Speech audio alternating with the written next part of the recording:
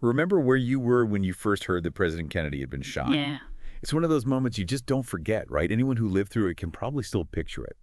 And for a lot of folks, that initial shock, it kind of turned into this need, this drive to understand what really happened in Dallas. It's amazing, isn't it, how this one event still has such a hold on us. You've given me quite a stack of material here.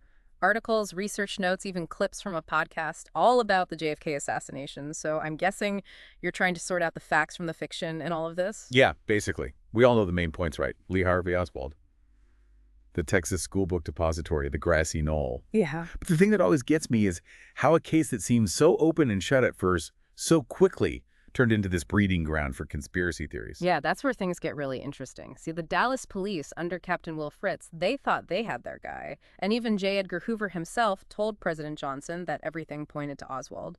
But then Oswald gets killed by Jack Ruby, and it's like the whole foundation of the case just crumbled. It's like someone pulled the rug out from under everyone. No trial, no chance for Oswald to defend himself, just a mountain of unanswered questions. Exactly. And that lack of certainty, combined with all the anxieties of that era, the Cold War, Vietnam, the Civil Rights Movement, it created this perfect storm for conspiracy theories to take hold. The sources I gave you mention concerns about Soviet propaganda. Does it really play a role in all of this? Yeah. In pushing these theories, I mean. Well, there's no proof that the Soviets actually created these conspiracy theories, but they definitely saw an opportunity to stir things up, to push their own agenda. They painted the assassination as the symptom of America's internal problems, fueled by what they called ultra-right-wing, fascist, and racist circles. So they weren't necessarily inventing these theories, but they were definitely fanning the flames. Yeah. Adding to that distrust of the U.S. government. Exactly. And we can't forget the historical context here. The assassination of a president, especially in such a public and shocking way, well, it brought back memories of Lincoln's assassination and all the conspiracies that went along with that. It felt like history was repeating itself, and that fueled the demand for a deeper investigation. Which brings us to the Warren Commission.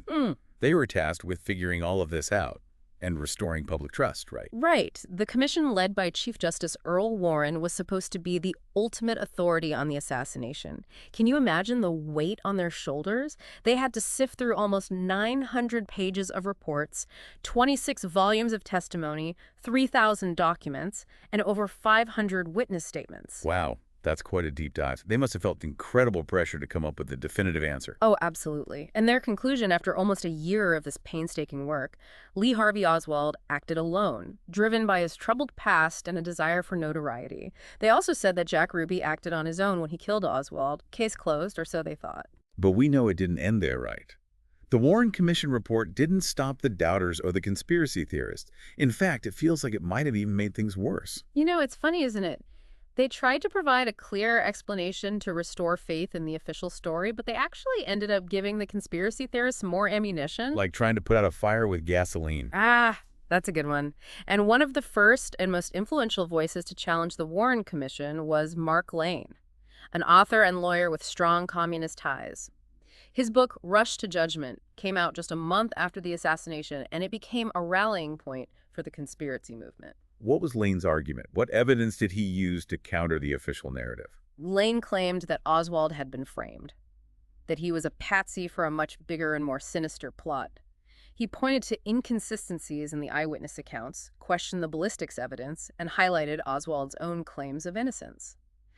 The book really resonated with people who were already suspicious of the government, particularly those on the left who saw Kennedy as a victim of right-wing extremism. So we've got this atmosphere of distrust, this shocking event, and then this alternative explanation comes along and gives people something else to believe in. No wonder conspiracy theories started popping up everywhere. And as the 60s went on, with the Vietnam War escalating and social unrest spreading, that distrust in authority just kept growing. It created this breeding ground for those theories to really take root. And speaking of breeding grounds, there's one place that's practically synonymous with JFK conspiracy theories. The grassy knoll. What is it about that little patch of land that captured people's imaginations so much? Well, the grassy knoll is just seconds from the Texas School Book Depository. It became this focal point for speculation because it represented the possibility of another shooter, someone besides Oswald firing from a different angle. And then you have the Zapruder film, the one with that graphic footage and those seemingly contradictory angles of Kennedy's movements. Well, that just added fuel to the fire. Even for someone like me who tries to be skeptical about these things, Yeah.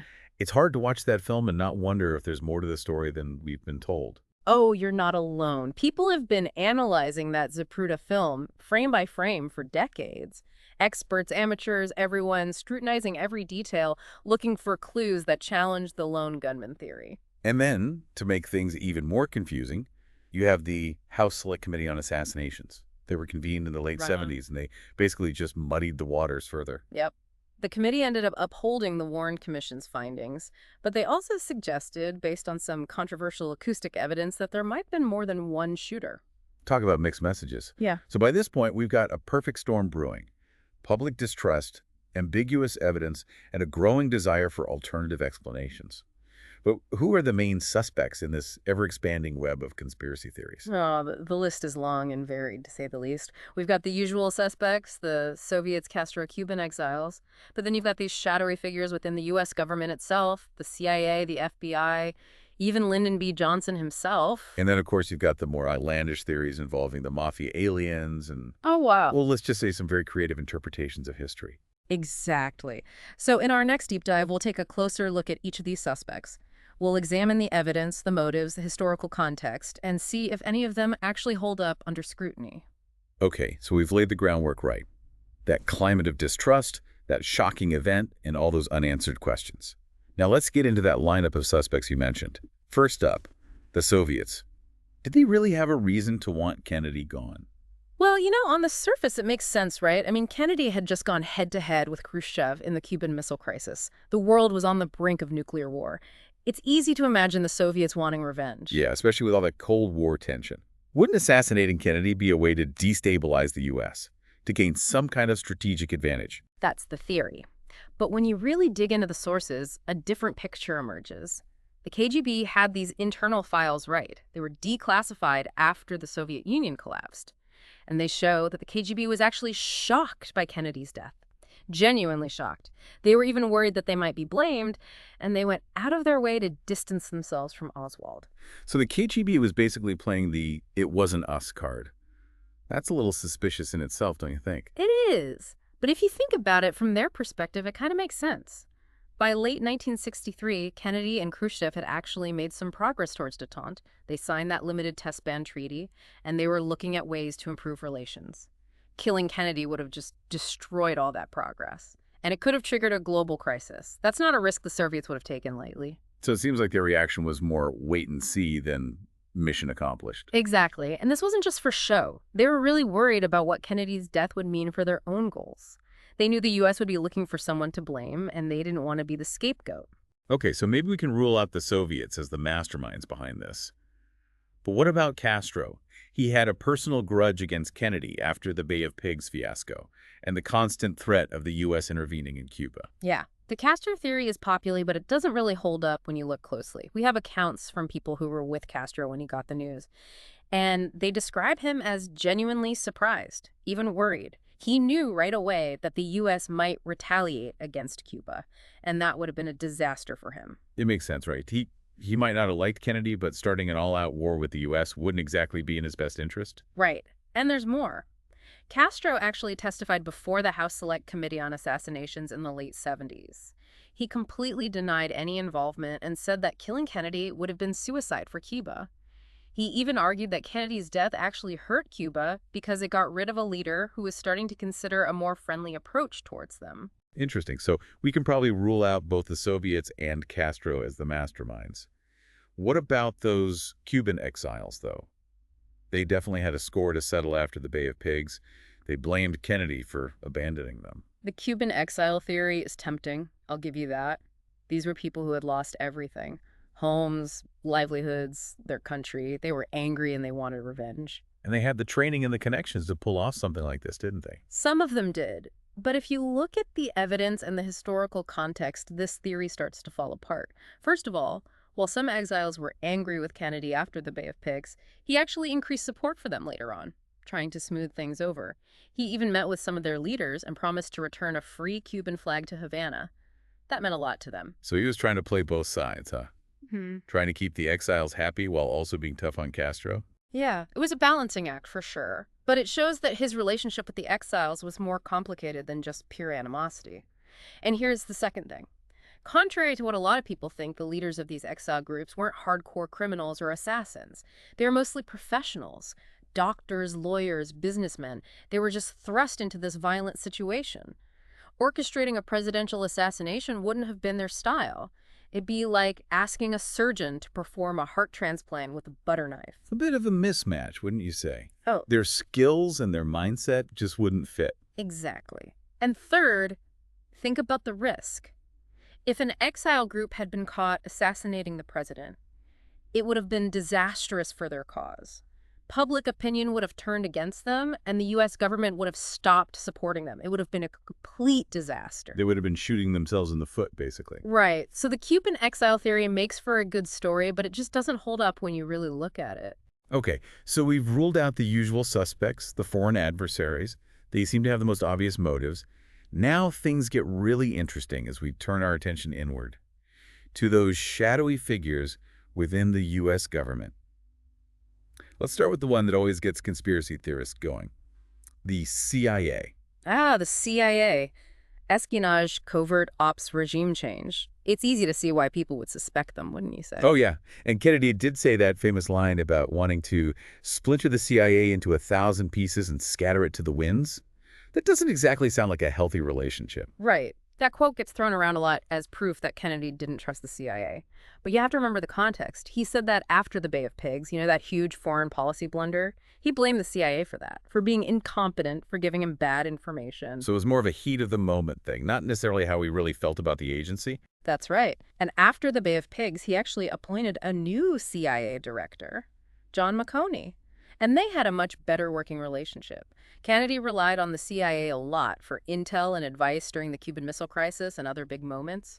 So it sounds like their relationship was more complicated than this Kennedy versus the CIA story that we often hear. Much more. Sure, there were tensions, disagreements, but in the end, the CIA was just a tool of U.S. foreign policy. And Kennedy, with his strong anti-communist stance and his focus on containing the Soviets, well, he wasn't exactly a threat to what the CIA was all about.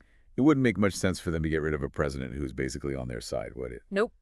And don't forget, the CIA, despite their reputation for covert action, had never targeted a U.S. president before. And to do it on American soil would have been incredibly risky. It could have ruined their credibility and exposed all their secrets. It'd be like a magician revealing all their tricks on stage, wouldn't it? Uh-huh.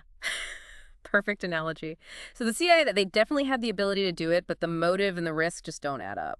Okay, so we can probably cross the CIA off our list, at least for now. What about the FBI? Didn't J. Edgar Hoover have it out for the Kennedys? Hoover, oh boy, he was a complicated guy. Ruthless, even. He and Robert Kennedy definitely clashed. Robert was Attorney General at the time, and he was all about cracking down on organized crime and corruption. Areas where Hoover had basically looked the other way for years. And Hoover kept these detailed files on JFK's personal life, like his alleged affairs. He thought that stuff was a threat to national security and a sign of weakness. Sounds like he had plenty of dirt on the Kennedys. But would he really go so far as to plan an assassination? That's the question, isn't it? Hoover had the resources and the opportunity, but you have to think about what could have happened if he'd been caught. It would have been game over for him, his career, the FBI's reputation, everything. And Hoover was all about control manipulation. He had much more subtle ways to deal with his rivals. So it seems like the Hoover did it theory is mostly just speculation, not a lot of hard evidence. Yeah. And there's another thing. The FBI and the CIA absolutely hated each other. They were always fighting for power and influence. It's almost impossible to imagine them working together on something this big. It'd be like the Yankees and Red Sox forming a single team for the World Series. Okay, so that's the Soviets, Castro-Cuban, exiles, the CIA, and the FBI, all ruled out. So that leaves us with the guy who became president after Kennedy, Lyndon B. Johnson. The LBJ theory just won't go away, will it? It's a popular one. People always ask who benefited, and Johnson definitely benefited politically from Kennedy's death. But to say that he planned the whole thing, well, that's a big jump. What does the evidence tell us about Johnson's involvement? Well, first of all, Johnson was totally shaken by the assassination. He immediately focused on making sure the transfer of power went smoothly. He understood how serious the situation was, and he knew he had to project stability and leadership. The country was in crisis. And he was the one who set up the Warren Commission, right? Which included a lot of his political opponents. That doesn't really sound like someone trying to cover up a crime. Exactly. Why would he create a commission that could potentially expose him if he was involved? It would have been incredibly risky. And the Warren Commission, they were actually praised for being thorough and impartial back then.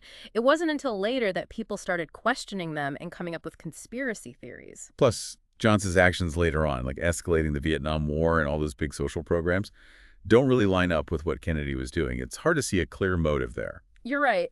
Some people say that Johnson had this secret agenda that was completely different from Kennedy's, but most historians agree there's just no evidence to back that up. Johnson was ambitious for sure, but to say he was behind a presidential assassination just to get ahead, well, that's not really believable. Okay, so we've looked at the foreign enemies, the government agencies. Now let's move on to some other suspects. People who might have seen Kennedy as a threat. Groups like the Ku Klux Klan and other white supremacists, they really hated Kennedy's support for civil rights. Yeah. Those groups definitely had a reason to dislike Kennedy. Desegregation, racial equality, it all infuriated them. They thought he was a traitor to his race and a threat to their way of life. But would they have been able to pull something like this off? I mean, we're talking about assassinating the President of the United States. Right. It's not just burning a cross on someone's lawn. That's the thing. The Klan and these other white supremacist groups were violent, sure, dangerous too, but they were also incredibly disorganized, always fighting among themselves. It's hard to imagine them planning and carrying out something this complicated and keeping it a secret all these years. And wouldn't the FBI have found something? They were investigating the Klan back then, weren't they? They even had people inside the organization. Good point. If there was some Klan plot to kill Kennedy, the FBI would have known about it. They had informants everywhere. Okay, so we can probably rule out the right-wing extremists. What about big business? Weren't there rumors that Kennedy had made some powerful enemies in the corporate world with some of his policies? Oh, there were always rumors about Kennedy in business. But he also did things like cut taxes, which helped a lot of corporations. It's hard to say if any one industry or company would have had a strong enough reason to want him dead. And again, to pull off something like this, you'd need a massive amount of organization and secrecy. It'd be like trying to rob a bank with thousands of employees who could all turn you in. Exactly. And there's no evidence that any big company or CEO knew anything about the assassination or had anything to do with it. All right, let's talk about the mafia. That theory's been around forever, hasn't it? It's like Yeah. a staple of JFK conspiracy lore. The mafia, they're the go-to suspect for anything mysterious, aren't they? And with JFK, there are some interesting connections, I'll admit. Jack Ruby, the guy who shot Oswald, had ties to organized crime, nightclubs, had dealings with mobsters, all that. And Robert Kennedy, as Attorney General, he was really going after the mafia. He made some powerful enemies there. He did. Robert Kennedy thought the mafia was like a disease eating away at America. He was determined to use the full power of the Justice Department to take them down. That made him a target, for sure. And some people think that the mafia might have gone after JFK to get back at his brother. But if the mafia wanted to get rid of the Kennedys, why kill JFK and leave Robert alive? He was the one leading the charge against them. Wouldn't it have made more sense to take him out? That's one of the big problems with the mafia theory. It just doesn't make sense strategically. If they wanted to send a message or protect their interests, they would have gone after Robert Kennedy directly. Unless they had to silence Oswald to keep him from talking about their involvement. That's possible. But think about how the mafia operated. They were ruthless efficient. If they wanted someone dead, it was quick and clean. The way Jack Ruby shot Oswald and all that chaos in public, well, that doesn't really fit their style. It seems pretty sloppy for the mafia, wouldn't you say? Yeah. And we know from FBI wiretaps that mobsters were actually pretty amused by Kennedy's death. They joked about it. They thought it might even be good for business. But they never said they were involved, not even a hint. So they were more like vultures circling overhead waiting to see what they could pick off. Pretty much. And don't forget, the mafia had their own rules. They usually didn't target high-profile people like politicians. They knew that would bring down the full force of the law, assassinating the president. That would have been way too risky. They wouldn't have survived the crackdown. So the mafia theory, it's interesting, but it doesn't really hold up, does it? We've looked at foreign enemies, government agencies, right-wing groups, big business, even the mafia. And so far, none of them seem to fit. That's the thing about the JFK assassination. The more you look at the evidence, the history, the less likely it seems that any of these big elaborate conspiracies are true. So where does that leave us? Who killed JFK and why? It's like the ultimate cliffhanger. Well, to figure that out, we need to change our approach. Instead of looking for these shadowy groups and complex plots, maybe we need to focus on the guy at the center of it all, Lee Harvey Oswald. Was he, like the Warren Commission said, a lone wolf driven by his own demons? Or was he a pawn in some bigger game? That's what we'll explore at our next deep dive. We'll examine the evidence against Oswald, the holes in the official story, and all those enduring mysteries surrounding the death of President John F. Kennedy. We spent the last couple deep dives going through this whole list of suspects in the JFK assassination ring, from foreign governments to those shadowy agencies to organized crime, and yet we still don't have a clear answer, do we? That's what makes this case so fascinating. It's this whole mix of history and politics and personal tragedies. And at the heart of it all, you have Lee Harvey Oswald. Was he really a lone gunman, like the Warren Commission said, driven by his own dark impulses? Or was he just a pawn in some bigger game? To get to the bottom of that, we need to take a closer look at Oswald himself. What can you tell us about his past? What might have led him to do something like this? Oswald, well, he was a troubled guy, even from a young age. He had a rough childhood, poverty, neglect, you name it. His father died before he was even born, and his mother had a hard time taking care of him and his brothers. They moved around a lot. He went to a bunch of different schools, never really fit in. People who knew him said he was kind of a loner, angry. Sounds like he was searching for something, Yeah. a place to belong, a purpose in life. You see that a lot with people who turn to extremism or violence. They're looking for answers, something to believe in, a way to make their mark on the world. And for Oswald, it seems like he found that in Marxist ideology. He even went so far as to defect to the Soviet Union, didn't he? That's Yeah. a pretty extreme move for a young guy from New Orleans. It is. Back in 1959, he was just 20 years old when he went to Moscow and tried to give up his American citizenship. He spent almost 3 years in the Soviet Union, worked in a factory, married a Russian woman. Do you think he really believed in Soviet communism? Or was it more about rebelling against the U.S.? That's the question, isn't it? Historians have been debating that for years. Some say he was a true believer, a dedicated communist who thought the Soviet Union was the answer. Others say it was more about defiance, like he was lashing out at the country that he felt had rejected him. So maybe he was using communism to get attention, to make himself feel important. It's possible. He always wanted to be seen as someone special, someone with a cause. He even wrote this pamphlet about his Marxist beliefs and tried to start a pro-Castro group in New Orleans. He definitely had a way of getting noticed, Yeah. even if it was for the wrong reasons. And that leads us to the events right before the assassination. After he came back to the U.S. in '62, Oswald moved to Dallas and got a job at the Texas School Book Depository. And it was from a window on the 6th floor of that building that the shots were fired. And they found a lot of evidence linking him to the assassination, right? Oh, yeah. They traced the rifle back to him. His fingerprints were on it and on boxes in the sniper's nest. Several people said they saw him at the window around the time of the shooting. So the Warren Commission had a pretty strong case. Why then are so many people still not convinced that he acted alone? Well, there are a few reasons. First of all, Oswald himself said he didn't do it. Remember that press conference after he was arrested? He said, "I'm just a patsy." Now, maybe that was just a guilty man trying to save himself, Yeah. but it created this doubt that's lingered ever since. And there's been some debate about the ballistics evidence and whether he could have actually gotten off those shots in time, right? Right. Some experts say it would have been practically impossible for him to fire 3 accurate shots from that distance so quickly. And there are these inconsistencies in what the eyewitnesses said. Some people claim they saw smoke or heard shots coming from the grassy knoll, not the book depository. So it's not that there's this clear evidence pointing to someone else. It's more like there are these loose ends and unanswered questions that make people wonder about the official story. That's it, exactly. And conspiracy theories, they love these little gaps in the story.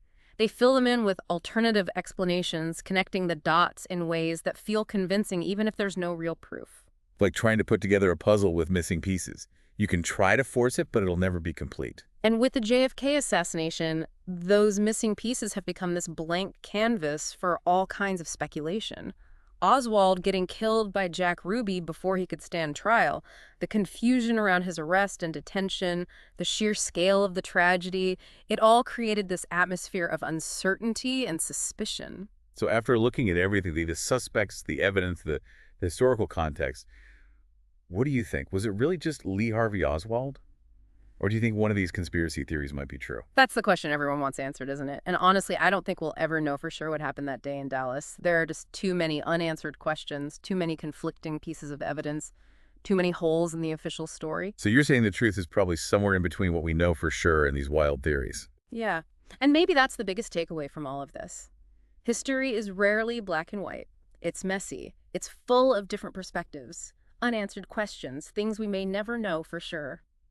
And when we don't have all the answers, we have to look at the evidence, consider the different interpretations, and ultimately come to our own conclusions. And that's a good thing in itself, don't you think? It makes us think critically, question what you're told, and remember that history isn't just a bunch of facts set in stone. It's an ongoing conversation with the past. Well said. So listener, what do you think? What's your take on this whole mystery? Do you believe Oswald acted alone? Or do you see signs of a bigger conspiracy?